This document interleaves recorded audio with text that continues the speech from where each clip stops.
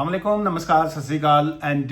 Good afternoon. दोस्तों कैसे हैं आप? मैं उम्मीद करता हूं जी आप सब अच्छे होंगे। आज का ये जो व्लॉग है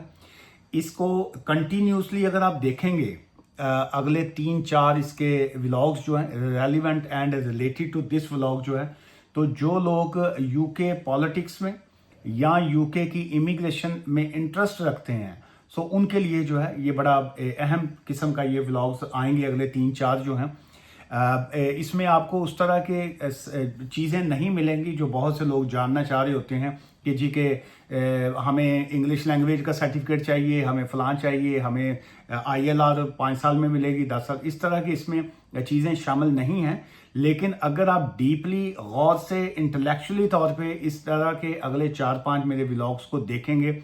तो आपको यूके इमिग्रेशन और यूके की पॉलिटिकल सिचुएशन जो है रेलिवेंट टू इमिग्रेशन जो है उसमें बहुत मदद मिलेगी और बहुत इंटरेस्टिंग जो है। गवर्नमेंट की तरफ से जो है इंस्टीट्यूट फॉर गवर्नमेंट जो है ये उन्होंने ये आर्टिकल जो है इसको पब्लिश किया और इसका बेसिकली इसमें जो डिस्कस किया गया है वो ये है कि इमिग्रेशन एंड असाइलम जो है इसमें जो मौजूदा पॉलिटिकल पार्टीज जो हैं, लेबर पार्टी है, कंजर्वेटिव पार्टी है, लिब डैम है, इसमें रिफॉर्म्स जो है वो है, एंड ग्रीन पार्टी जो है, इसमें जो राइट नो जो 4 पॉलिटिकल पार्टीज जो काम कर रही हैं उनका अपना अपना जो एजेंडा है आगे फ्यूचर का वो क्या है और वो इमिग्रेशन एंड असाइलम को आगे किस तरीके से टैकल करना चाहते हैं और वो क्या क्या उनकी प्लानिंग्स में जो है वो ये आ जाता है। डिफरेंट पॉलिटिकल पार्टीज अनाउंस जो है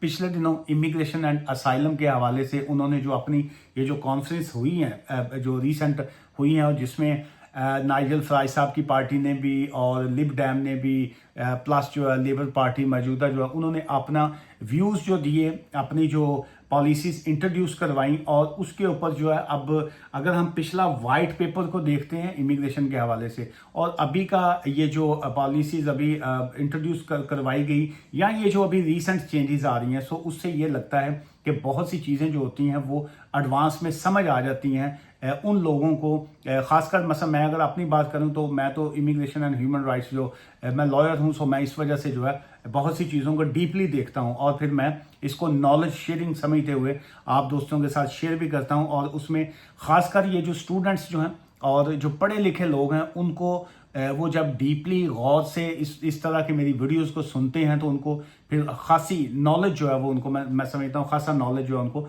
मिलता है। अच्छा, पहले नंबर पे हम आ जाते हैं कि what are the political parties setting over new positions and policies on immigration and asylum जो है अगर हम इस पॉइंट की तरफ आते हैं तो ये जो 48% ऑफ रिस्पोंडेंट जो है identifying immigration as an issue facing country जो है जो 48 मीन के जो यूके के इस वक्त 48% लोगों का व्यू ये है कि जो कंट्री का जो इलेक्शन की कंपेन जो होती है या बाकी चीज़ें जो है ये डिपेंड कर रही हैं इमिग्रेशन की सिचुएशन के ऊपर जो है इशू फेसिंग अ कंट्री। इसमें इकोनॉमी की अगर हम पॉइंट्स पे बात करते हैं तो 33% एंड NHS की अगर हम बात की जाती है तो 22%। ये परसेंटेज जो उन्होंने निकाली है ऑब्वियसली ये अपना एक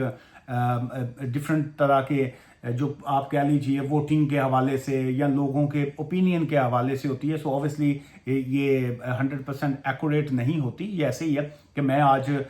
माइक लेके तो मैं बाहर निकल जाऊं किसी बिजी एरिया में और वहाँ पे अगर कोई 50 लोग जो हैं वो वॉक कर रहे हैं तो मैं उनसे जो है वो डिफरेंट उनकी ओपिनियन पूछता जाऊं तो मुमकिन है जो लोग आज अपनी ओपिनियन दे रहे हो उनमें से शायद आज 50 में से 20 वहाँ पे एशियन घूम रहे हो, वहाँ पे 10 जो है वो यूरोपियन हो। इस वजह से ये एक्यूरेट कभी भी जो है ये इस तरह की चीज़ें जो है वो नहीं होती। बहरहाल इसके अगर हम इनके एजेंडास की तरफ अगर जाते हैं तो ये कुछ जो चेंजेस अभी जो दिखने में आई हैं जो जिसका अभी जो पिछली कॉन्फ्रेंस में लेबर पार्टी ने जो अनाउंस किया या उन्होंने जो अपना वाइट पेपर में जो चीज़ें बहुत सी आई थी उसका हम इस वक्त जो है वो देख रहे हैं जो चेंजेस अभी रिसेंट ये कपल ऑफ डेज पहले जो है वो अनाउंस की गई और जो प्रैक्टिकली जो है वो उसका स्टार्ट जो है ऑब्वियसली नेक्स्ट ईयर से जो है वो बहुत सी चीज़ों का हो रहा है। सो उसमें जैसे चेंजेस आई, नंबर 1 जो है ग्रेजुएट जो है फ्रॉम 1 जनवरी 2027 से 18 मंथ्स का जो है उनका रोल कर दिया गया। अब जो PhD वाले हैं उनको ऑब्वियसली स्टिल जो है इस वक्त 3 साल का ही है, 3 ईयर्स ही है, लेकिन क्या उसको भी जो है वो 2 ईयर्स के ऊपर लेके आएंगे, क्योंकि जो 2 साल वाला था उसको तो 18 महीने पे 18 मंथ्स का उन्होंने अनाउंस कर दिया। तो क्या जो 3 ईयर्स वाला है उसका क्या किया जाएगा, अभी ये भी एक पाइपलाइन में ये एक थिंग जो है वो मौजूद है जी। फिर अगर हम फाइनेंस की बात करते हैं तो फाइनेंस रिक्वायरमेंट या फाइनेंशियल रिक्वायरमेंट में जो है उन्होंने एक इंडिया दे दिया, एक तरह का जो है एक बता दिया कि जी आने वाले दिनों में जो है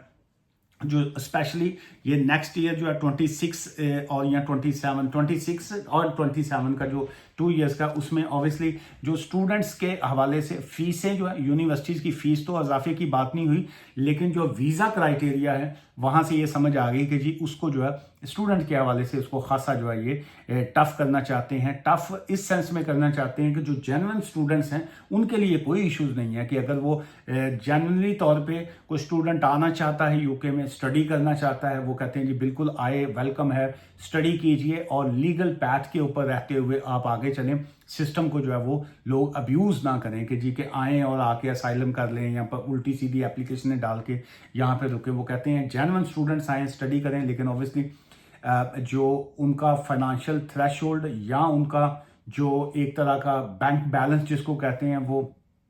उनको जो है वो दिखाना पड़ेगा अब एक्स्ट्रा तौर पे जो है। सो अगर हम इमिग्रेशन ये जो स्किल्स चार्जेस की बात करते हैं, स्पेशली स्किल्ड वर्कर वीज़ाज के हवाले से जो है, सो ऑब्वियसली इसकी भी अनाउंसमेंट जो है उन्होंने अब क्लियरली कर दी है कि ये फ्रॉम 8 जनवरी जो है 8 जनवरी 2026 से जो है 32% जो है उसको हाई किया जाएगा। स्पेशली जो इंटरनेशनल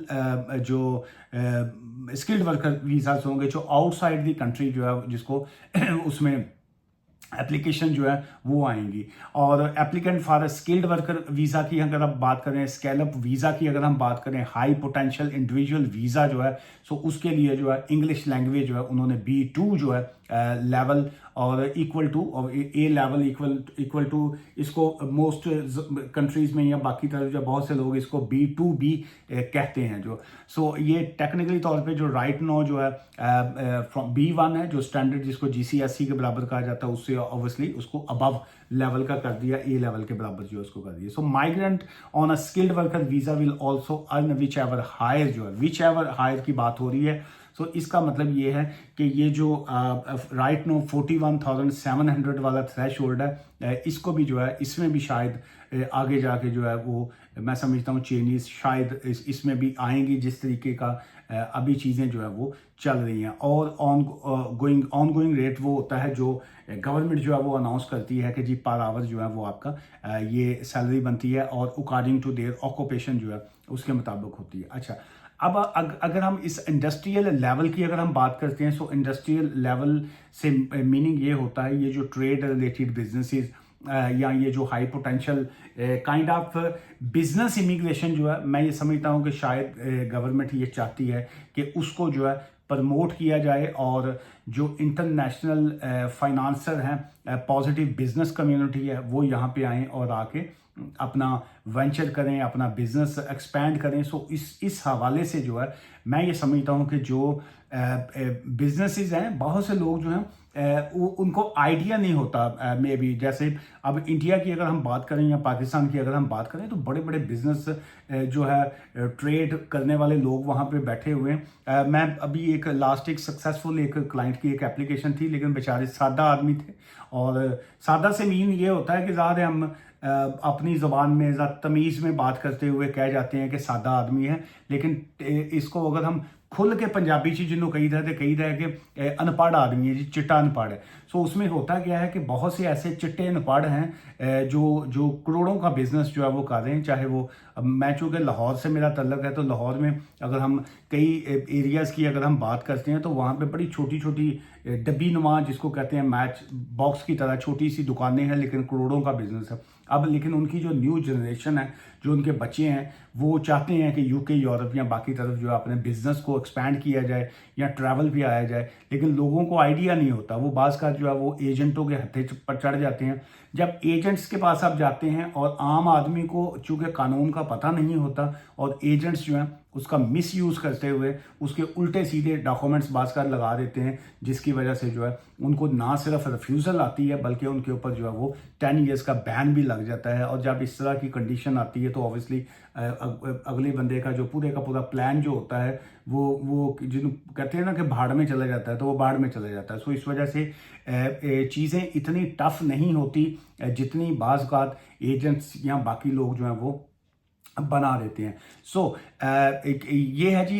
लेबर पार्टी की जो राइट नाउ की पॉलिसीज़ हैं। और ऑब्वियसली लोग यही बातें करते हैं कि जी के दिन ब दिन जो है ये टफ होती जा रही हैं, ये टफ होती जा रही हैं। So technically speaking, legally speaking ये टफ शायद उस सेंस में नहीं है अगर आप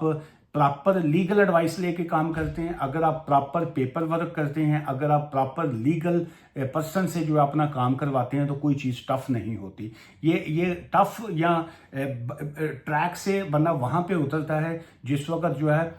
एक वो शख्स जो है वो गाड़ी को चला रहा हो जिसको पता नहीं है कि ड्राइव कैसे करना है। अदरवाइज जिसको कहते हैं ना रेल की पटरी के ऊपर ट्रेन सीधी चलती है, तो रेल की पटरी के ऊपर ट्रेन सीधी ही चलती है, लेकिन वहाँ पे अगर अनाड़ी शख्स को बैठाएंगे तो वो भी वहाँ पे पटरी से आपकी ट्रेन उतार देगा। सो इसलिए कोई भी लीगल मैटर हो, जब रेलिवेंट पर्सन जो है वो काम करेगा, प्रोफेशनल बंदा काम करेगा, तो वो उसको ख़राब नहीं करेगा। सो अब ऑब्वियसली ये जैसे मैंने स्टार्टिंग में कहा कि बहुत सी ये चैप्टर जो है इसमें मैं लंबी वीडियो करूंगा तो आप टायर्ड हो जाएंगे, थक जाएंगे। इसका आगे 2-3 एपिसोड्स में जो है इसके ऊपर मजीद मैं बात करता जाऊंगा, जैसे बाकी पार्टीज़ का क्या एजेंडा है और अब आगे चीज़ें जो है वो क्या होने जा रही हैं उसके ऊपर भी मजीद बात करेंगे। दुआ में याद रखिएगा। Take care, bye for now.